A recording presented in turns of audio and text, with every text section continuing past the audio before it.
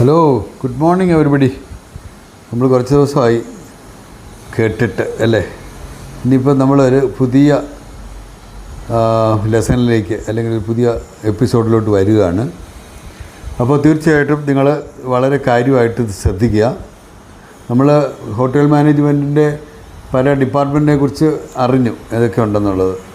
പിന്നെ ഫ്രണ്ട് ഓഫീസിനെ കുറിച്ച് നമ്മൾ വളരെ കാര്യമായിട്ട് ഓരോന്നും ഇങ്ങനെ അനലൈസ് ചെയ്ത് വരികയാണ്.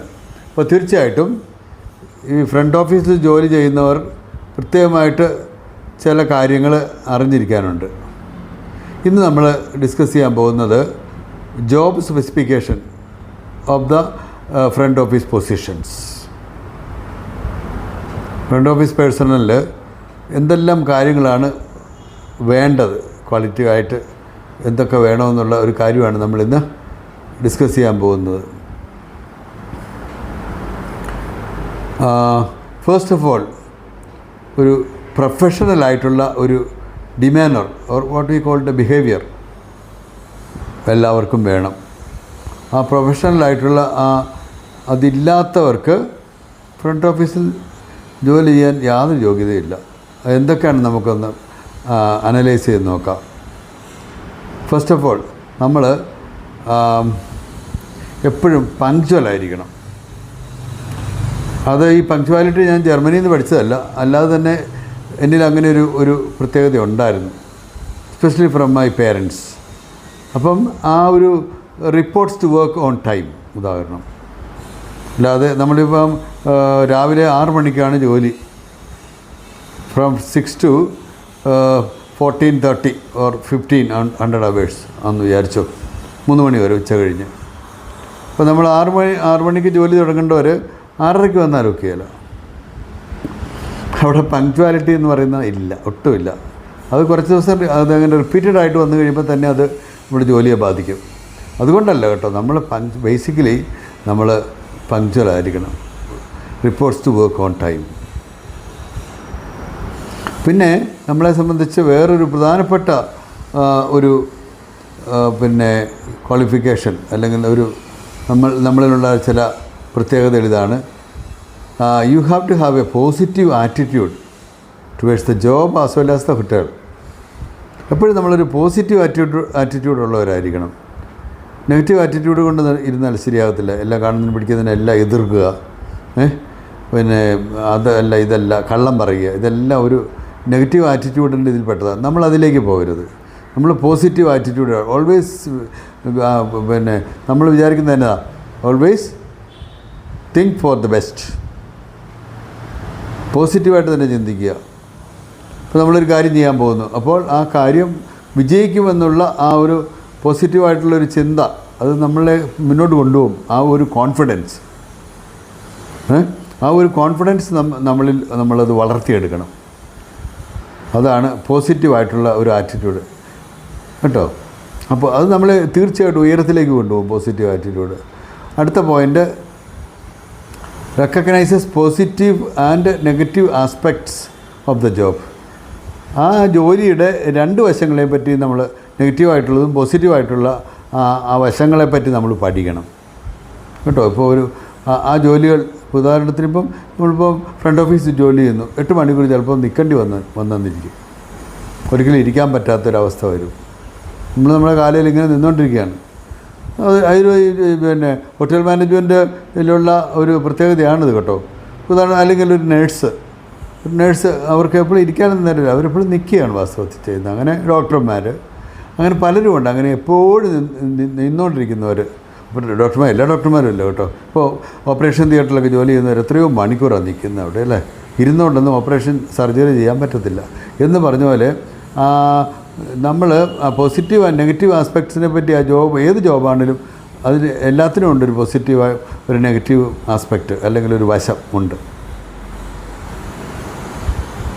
അതുപോലെ തന്നെ ഇനി അടുത്ത ഒരു പോയിൻ്റ് ഞാൻ പറയാൻ പോകുന്നത്, പൊസസ് മച്യൂരിറ്റി ഇൻ ജഡ്ജ്മെൻറ്റ് എന്ന് പറഞ്ഞു കഴിഞ്ഞാൽ, നമ്മളിപ്പോൾ ഒരു ഗസ്റ്റ് വരുന്നു, ഒരു വോക്ക് ഇൻ ഗസ്റ്റാണ്. അപ്പോൾ ആ ഗസ്റ്റ് വന്ന് റൂം ചോദിക്കുകയാണ്. അപ്പോൾ ഇയാളൊരു ശരിയായിട്ടുള്ള ആളാണോ ഇല്ലയോ എന്നുള്ളത് നമുക്കൊരു ഉള്ളുകൊണ്ട് നമ്മളൊരു സൈക്കോളജിസ്റ്റ് ആയിട്ട് മാറണം. സൈക്കോളജിസ്റ്റ് മനഃശാസ്ത്രജ്ഞനെ പോലെ ആകണം നമ്മൾ ഉള്ളുകൊണ്ട്. എന്നിട്ട് വരുന്നയാൾ ഇയാളെ എടുത്താൽ ഓക്കെ ആണോ എന്നുള്ള ഒരു ഒരു ഒരു ഒരു ഒരു ഒരു ചിന്ത നമ്മളിൽ വേണം. പിന്നെ അയാളുമായിട്ട് പെരുമാറുമ്പോൾ അയാൾ നമ്മളോട് സംസാരിക്കുമ്പോൾ ഈ കാര്യങ്ങളൊക്കെ നമുക്കത് ഏതാണ്ട് വെളിപ്പെട്ട് കിട്ടും. ഓക്കെ, അത് അങ്ങനെയുള്ള ആ ഒരു ജഡ്ജ്മെൻറ്റ് നമ്മളൊരു ശരിയായിട്ടുള്ളൊരു സൈക്കോളജിസ്റ്റായിട്ട് മാറുകയാണ് അവിടെ ചെയ്തത്, ഒരു മനഃശാസ്ത്രജ്ഞനെ പോലെ.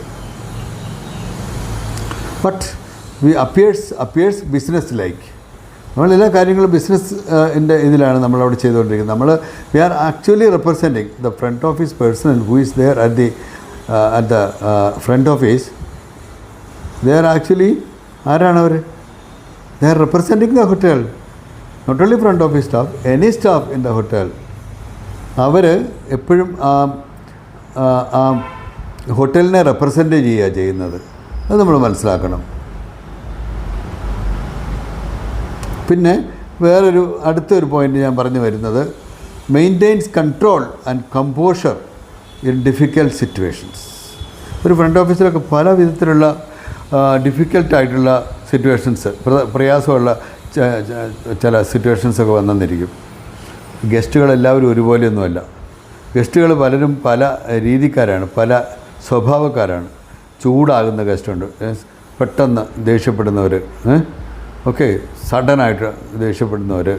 ഈവൻ ഞാൻ ജോലി ചെയ്തുകൊണ്ടിരുന്ന കാലത്ത് എൻ്റെ ടൈക്ക് പിടിച്ചിട്ടുള്ള ഗസ്റ്റുകളുണ്ട് കേട്ടോ. ഒരു പ്രാവശ്യം അങ്ങനെ എന്തോ കാര്യം പറഞ്ഞപ്പോൾ താൻ ആരോടും ചോദിച്ചുകൊണ്ടുള്ള ഒരു വരവേ. അത് ഇവിടെ അല്ലായിരുന്നു കേട്ടോ, അത് യൂറോപ്പിൽ വെച്ചായിരുന്നത്. ഒരു പക്ഷേ നമ്മൾ വെള്ളക്കാരല്ലല്ലോ, പക്ഷെ നമ്മൾ നല്ല ഭംഗിയായിട്ട് പിന്നെ നല്ല ഡ്രസ്സ് ചെയ്ത് വൃത്തിയായിട്ടാണ് നിൽക്കുന്നത്. നല്ല സൂട്ട് ഒക്കെ ഇട്ട് നല്ല ടൈ ഒക്കെ കെട്ടി നല്ല വെരി മച്ച് പ്രസൻറ്റബിളാണ്. പക്ഷെ അതൊന്നും ചിലവന്മാർക്ക് ഇഷ്ടപ്പെട്ടെന്ന് വരികയല്ല. അപ്പം അങ്ങനെയൊക്കെയുള്ള സിറ്റുവേഷൻ പോലും വരാം, മനസ്സിലായില്ലേ? അപ്പോൾ അതിനെയൊക്കെ നമ്മൾ ഉടനെ അവരുമായിട്ട് ഉടക്കാനല്ല പോകുന്നത് അല്ലേ. അയാൾ കൈ പിടിച്ചിട്ടുണ്ടെങ്കിൽ I'm sorry sir, I really sorry എന്ന് പറഞ്ഞ് അവിടുന്ന് ഒഴിഞ്ഞു മാറാനായിട്ട് നോക്കുക ചെയ്യേണ്ടത്. കൈ പിടിപ്പിക്കുക. അപ്പോൾ കൈ വിട്ടുള്ളൂ അയാൾ. പിന്നെ വേറെ നമുക്ക് കൂടെ ആൾക്കാരൊക്കെ നിൽപ്പുണ്ടല്ലോ. നമ്മൾ തന്നെയാണെങ്കിൽ പോലും നമ്മളത് മാനേജ് ചെയ്യണത്. ഓക്കെ, ഇതാണ് ഒരു പ്രധാനപ്പെട്ട ചില പോയിൻ്റുകൾ നമ്മുടെ പ്രൊഫഷണൽ ഡീമാനറിൽ അല്ലെങ്കിൽ ബിഹേവിയറിൽ വേണ്ടത്. പിന്നെയുള്ളത് അടുത്തത് കൊൺജീനിയൽ നേച്ചർ എന്ന് പറഞ്ഞാൽ ഒരു സ്യൂട്ടഡ് ആയിട്ടുള്ള, ഒരു അഗ്രീവബിൾ ആയിട്ടുള്ള ഒരു നേച്ചർ ആയിരിക്കണം നമ്മുടേത്. നമുക്ക് ചിരിക്കുന്നതിന് വലിയ പ്രയാസമൊന്നുമില്ലോണ്ടോ? ഒന്ന് സ്മൈൽ ചെയ്യുന്നതിന് വല്ല കുഴപ്പമുണ്ടോ? Sir with a smile. ഞാൻ ഉദാഹരണത്തിന് ഞങ്ങളുടെ കോളേജിൻ്റെ ലോഗോയിൽ എഴുതി വെച്ചിട്ടുണ്ട്, സർ വിത്ത് എ സ്മൈൽ. എൻ്റെ അർത്ഥം എന്നാ, നമ്മൾ സ്മൈൽ ചെയ്ത് അവരെ, നമ്മുടെ സ്മൈൽ ആ ചിരിക്കൊന്നും ഒരു പഞ്ഞവും വരുന്നില്ല കേട്ടോ. അതെപ്പോഴും ആവശ്യമുള്ള ആൾ. നമ്മൾ പ്രത്യേകിച്ച് നമ്മൾ ഗസ്റ്റുകളെ നമ്മൾ ഫേസ് ചെയ്യുമ്പോൾ നമ്മളെപ്പോഴും ആ ചിരിയിൽ തന്നെ ഒത്തിരി പകുതി മുക്കാലും കാര്യങ്ങൾ ക്ലിയറായി കഴിഞ്ഞവിടെ. Exhibits cordial and pleasant behaviour. അതാണ് വേറൊരു പോയിൻ്റ്. നമ്മൾ നല്ല ഒരു കോർഡിയലായിട്ടുള്ള, അറിയാമല്ലോ കോർഡിയൽ എന്ന് പറഞ്ഞാൽ നിങ്ങൾക്ക് അറിയാൻ മനസ്സിലാവും. പ്ലസൻ്റ് ആയിട്ടുള്ളൊരു ബിഹേവിയർ ആയിരിക്കണം. നമ്മുടെ മുഖം തന്നെ, നമ്മുടെ വർത്തമാനം രീതി, നമ്മുടെ ബിഹേവിയർ, നമ്മുടെ പൊസിഷൻ, ഇതെല്ലാം ഇമ്പോർട്ടൻ്റാണ് കേട്ടോ. നമ്മൾ അങ്ങോട്ടും ഇങ്ങോട്ടും ഒരു ഗസ്റ്റ് പറഞ്ഞു കഴിയുമ്പോൾ അവരുടെ കണ്ണിൽ നോക്കാതെ വേറെ അവരുടെ നോക്കി നിൽക്കുക, ശ്രദ്ധിക്കാതെ, അതൊന്നും പാടില്ല. അപ്പോൾ ആ ഒരു പ്ലസൻ്റ് ആയിട്ടുള്ളൊരു ബിഹേവിയർ ആയിരിക്കണം നമ്മുടേത്. പിന്നെ എന്നെ അടുത്തൊരു പോയിൻ്റ് ഞാൻ പറഞ്ഞു വരുന്നത്, ഹെൽപ്ഫുൾ ആയിട്ടുള്ള ആറ്റിറ്റ്യൂഡ്, മനോഭാവം. എപ്പോഴും ഒരു സഹായ സന്നദ്ധരായിരിക്കണം നമ്മൾ ഗസ്റ്റിൻ്റെ ആവശ്യങ്ങൾക്ക്, അതിഥികളുടെ ആവശ്യങ്ങൾക്ക് നമ്മളെപ്പോഴും സെൻസിറ്റീവ് ആയിരിക്കണം. നമ്മളെപ്പോഴും അത് പെട്ടെന്ന് നമ്മൾ വളരെ കാര്യമായിട്ട് തന്നെ അവരോട് ചേർന്ന് നിൽക്കണം. നമ്മൾ ഓരോ ആവശ്യങ്ങൾ അവർ പറയുമ്പം. അതുപോലെ തന്നെ നമ്മളിലൊരു നല്ല ഒരു സെൻസ് ഓഫ് ഹ്യൂമർ കേട്ടോ, ഒരു ഹ്യൂമർ അറിയാമല്ലോ. അപ്പോൾ അങ്ങനെയുള്ള ആ ഒരു സ്വഭാവം നമുക്ക് നല്ലതാണ്. അപ്പോൾ അവർക്കും ആ വരുന്ന ഗസ്റ്റിന് എപ്പോഴും എന്ന് പറഞ്ഞുകൊണ്ട് നമ്മൾ പിന്നെ തമാശ പറയാനായിട്ട് നിൽക്കുകയല്ലോ കേട്ടോ. പക്ഷേ ആ സെൻസ് ഓഫ് ഹ്യൂമറിൽ നമ്മൾ അല്പം ഉള്ളത് എപ്പോഴും നല്ലതാണ്. അതുപോലെ തന്നെ നമ്മൾ ഗസ്റ്റ് എന്തെങ്കിലും ചോദിക്കുമ്പോഴാണെങ്കിലും നമ്മൾ റെസ്പോൺസ് ആൻഡ് സ്പീക്സ് ഇൻ്റലിജൻ്റ്ലി നമ്മൾ ബുദ്ധിപൂർവ്വം വേണം ഓരോ കാര്യങ്ങൾ സംസാരിക്കാനായിട്ട്. അത് വളരെ പ്രധാനപ്പെട്ട ഒരു കാര്യമാണ് കേട്ടോ. അത് വളരെ നമ്മൾ ശ്രദ്ധിക്കേണ്ട ഒരു കാര്യമാണ്. നമ്മൾ ഇൻ്റലിജൻ്റ് ആണ് ബേസിക്കലി, പക്ഷേ എന്നാലും നമ്മളവിടെ ചില കാര്യങ്ങൾ അവിടെ ശ്രദ്ധിക്കേണ്ടതുണ്ട്. അതുപോലെ തന്നെ നമ്മൾ demonstrates creativity. What is creativity? കൂടുതൽ ക്രിയേറ്റ് ചെയ്യുക എന്നുള്ളതാണ്. അപ്പോൾ നമ്മൾ ആ ഒരു ആറ്റിറ്റ്യൂഡുള്ള മനുഷ്യരായിരിക്കണം നമ്മൾ. Demonstrates creativity.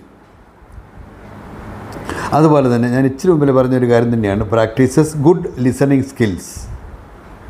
നമുക്ക് നല്ല ആ ഒരു പിന്നെ ഗസ്റ്റുകൾ വന്ന് പറയുമ്പോഴല്ല, ആളുകൾ ഗസ്റ്റ് എന്ന് മാത്രമല്ല ആര് പറഞ്ഞാലും നമ്മളത് പറയുന്ന കാര്യങ്ങൾ ശ്രദ്ധയോടെ കേൾക്കുക. മനസ്സിലായില്ലേ? അത് എല്ലാവരും നോട്ട് ചെയ്യുന്നു. ഒരു ഗസ്റ്റ് പല കാര്യങ്ങൾ പറഞ്ഞു, അവസാനം 1-2 കാര്യങ്ങൾ കേട്ടിട്ടുണ്ട്, ബാക്കിയൊന്നും അറിയത്തില്ല. അപ്പോൾ അയാൾ നമ്മൾ തിരിച്ചു ചോദിച്ച് അയാളിനോട് ചോദിച്ചു കഴിഞ്ഞാൽ നമുക്ക് മറുപടി ഒന്നും പറയാനായിട്ട് ഒന്നും കാണിയല്ല. അതുകൊണ്ട് നമ്മളെപ്പോഴും അതൊരു വലിയ കൺസിഡറേഷനാണ്, ആ നമ്മളെ ലിസണിങ് ടു ദ ഗസ്റ്റ്. പിന്നെ ഒരു അടുത്തൊരു പോയിന്റിലേക്ക് നമ്മൾ വന്നു കഴിഞ്ഞ് കഴിഞ്ഞാൽ നമ്മളൊരു ഫ്ലെക്സിബിളായിരിക്കണം. ഫ്ലെക്സിബിലിറ്റി എന്നാ ഫ്ലെക്സിബിലിറ്റി എന്ന് പറഞ്ഞാൽ റിജിഡ് അല്ലെന്ന്. റിജിഡ് എന്ന് പറഞ്ഞാൽ അറിയാമല്ലോ, അതിൻ്റെ ഓപ്പോസിറ്റാണ് ഫ്ലെക്സിബിൾ എന്ന് പറയുന്നത്. അപ്പോൾ നമ്മളിലൊരു ഫ്ലെക്സിബിലിറ്റി വേണം. Willing and able to accept a different work shift if necessary. ഇപ്പോൾ നമുക്ക് പല വർക്ക് ഷിഫ്റ്റുകളുണ്ട് നമ്മുടെ. ഉദാഹരണത്തിന് 6 മണി തുടങ്ങി 3 മണി വരെ, പിന്നെ ഒരു 2 മണി തുടങ്ങി ഒരു 10 മണി വരെ രാത്രി, അല്ലെങ്കിൽ ഒരു 11 മണി വരെ. അപ്പോൾ അതെല്ലാം പല വർക്ക് ഷിഫ്റ്റുകളാണ്. അപ്പോൾ ആ ഷിഫ്റ്റിൽ ആ വില്ലിങ്നെസ് നമ്മളിൽ വേണം. ഇപ്പോൾ ഒരു ഡിഫറെൻറ്റ് വർക്ക് ഷിഫ്റ്റ് നമുക്ക് ഇപ്പോൾ മാനേജ്മെൻറ്റ് പറയുക ചെയ്യണമെന്ന് പറഞ്ഞു കഴിഞ്ഞാൽ നമ്മൾ ചെയ്തേ തീരൂ.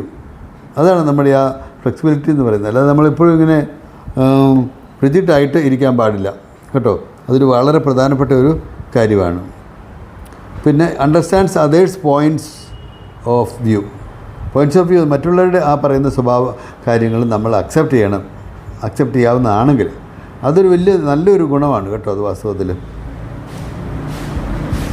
അതുപോലെ തന്നെ ഞാൻ ഇനി വേറൊരു പോയിൻ്റോട് പറയാം. Willing to try new ways of doing things.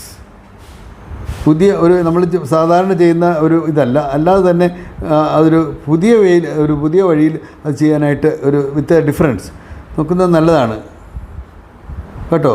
അത് നല്ലൊരു കാര്യമാണ്. അപ്പം അതുകൊണ്ട് ക്രിയേറ്റിവിറ്റി ഉണ്ട് അവിടെ. Works well with guest and hotel staff. ഗസ്റ്റിനോട് ആണെങ്കിലും അതുപോലെ കൂടെയുള്ള കൊളീഗ്സിൻ്റെ കൂടെ ആണെങ്കിലൊക്കെ നമ്മളെപ്പോഴും നല്ലൊരു ടീമാണെന്ന് ചിന്തിച്ച് നമ്മളൊരു ടീം പ്ലെയർ എന്ന് വേണമെങ്കിൽ പറയാം. അങ്ങനെ വേണം നമ്മൾ ആകണം കേട്ടോ. പിന്നെ ഉള്ളത് ഇനി ഒരു ലാസ്റ്റ് പോയിൻ്റായിട്ട് ഞാൻ നിങ്ങളോട് പറയാൻ പോകുന്ന കാര്യം വെൽ ഗ്രൂംഡ് അപ്പിയറൻസ്.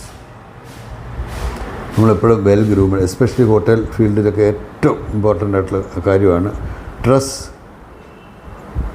പ്രോപ്പർലി കേട്ടോ. Meets property standards to wear and care of uniform. ആ പ്രോപ്പർട്ടിക്ക് ഒരു പ്രത്യേക സ്റ്റാൻഡേർഡുണ്ട് അല്ലേ. അതനുസരിച്ച് നമ്മൾ നല്ല രീതിയിലുള്ള യൂണിഫോമൊക്കെ ധരിച്ച് വൃത്തിയായിട്ട് പ്രസൻറ്റബിളായിട്ട് ഓരോ സ്റ്റാഫും വിചാരിക്കുകയാണെങ്കിൽ ആ ഹോട്ടലിന് തന്നെ നല്ലൊരു പേരാണ്. ഇത്രയും ഞാൻ വളരെ കാര്യമായിട്ട് 10-13 മിനിറ്റോളം ഞാനിപ്പോൾ ഈ കാര്യങ്ങൾ നിങ്ങളുടെ അടുത്ത് പറഞ്ഞു. ഈ പോയിൻ്റുകളെ പറ്റി നിങ്ങളൊന്ന് ശരിക്കും സ്റ്റഡി ചെയ്യണം. അപ്പോൾ നിങ്ങളിൽ വലിയൊരു മാറ്റം തീർച്ചയായിട്ടും ഉണ്ടാകും. All the best.